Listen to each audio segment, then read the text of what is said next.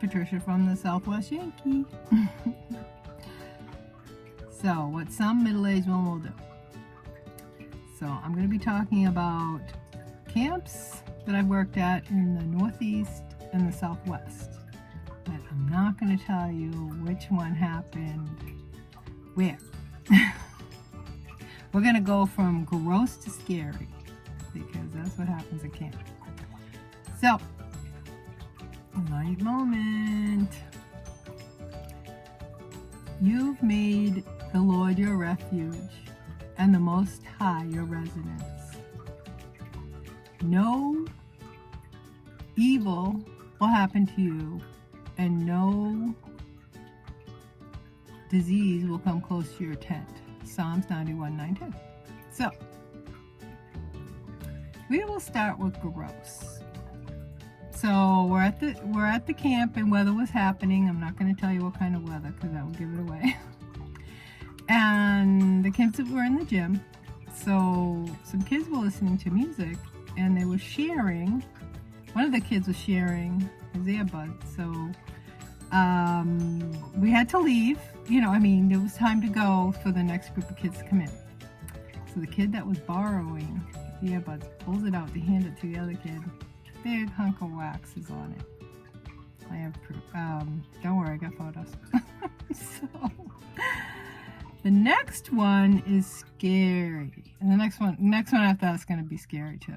But scary in a different way, but, still scary and just scary. Okay, so, it was snack time. And I hear a couple of the counselors talking.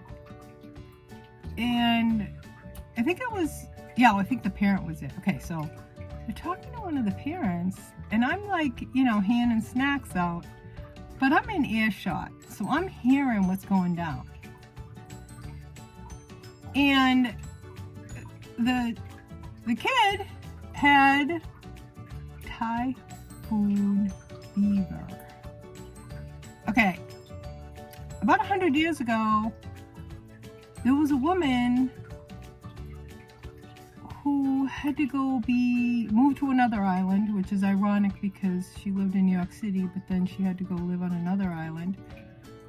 Because this was before penicillin and people were, dying. But I'm still like, it kind of freaked me out. Like, you want to hear the freakiest part about it was, as they were talking about it, it took the hospital a week to figure out what he had. It was beyond, I was like, is he okay to even be here? I was still kind of freaked out about it. But the next one is the coup de grace. So, I'm at the camp, and this one is, we just had to spend the whole summer there, living there. This was like a sleepaway camp. And so, we had our own cabins and stuff, and, there were kids in some camp, well, all the cabins had kids with them, but, okay, it's still kind of freaky to me. But a very traumatic event. So, I could hear some noise in my cabin. Okay, like chomping or scratching. And so, when we're in we'll call it the mess hall, I think that's a cute name. We had a chipmunk that lived there too, called Steven. So,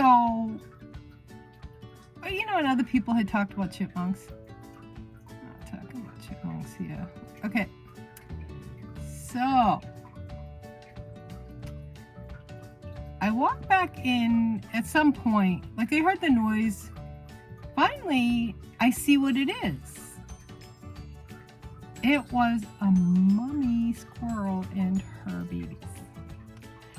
So, I get the director of the camp, and I was the director of the waterfront. She was the one over the head over the whole thing.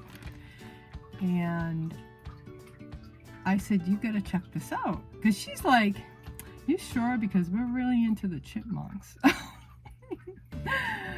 don't know if we want to see that you have a big squirrel one. So I bring her in, and like her eyes just were like, you know.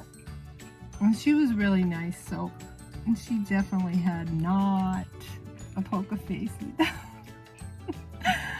Like she was like, oh, take me in there. I go over and show her, and like her face is like, oh my gosh, there is a family of squirrels living inside. So yeah, they moved the kids and I out of there, and we moved to a different one. Ooh, that, by the way, had a private bathroom. What you'll do for your own private bathroom. So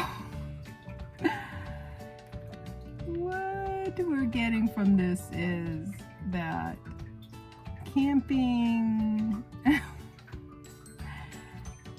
can be interesting. So we'll have some more cool topics. So remember to subscribe. Talk to you guys later. Bye.